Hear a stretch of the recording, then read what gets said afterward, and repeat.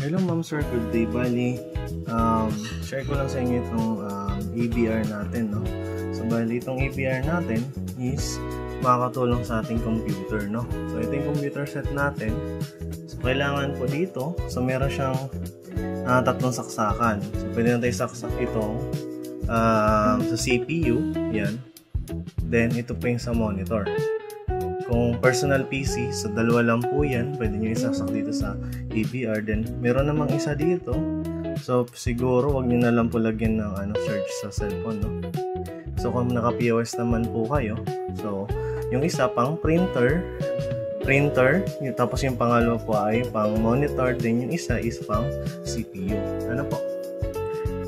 So mapapansin nyo po nakasaksak na yung CPU din monitor. Try po natin kung gagana po siya. Ano po?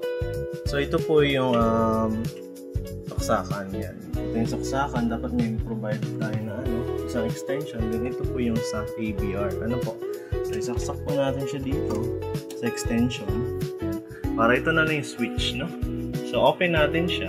So may sign kasi ditong 0 is naka-off yan. Then ito namang letter I o L na maliit. Pag inangat nyo or pinindot nyo po siya, so mabubuhay siya. Then yung monitor syempre mabubuhay.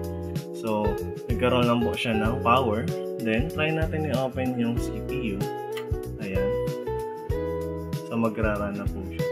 So, malaking tulong po itong ABR sa atin para po secure yung ating computer in case na magkaroon ng brownout. Hindi po madadirect dito sa power supply ng CPU.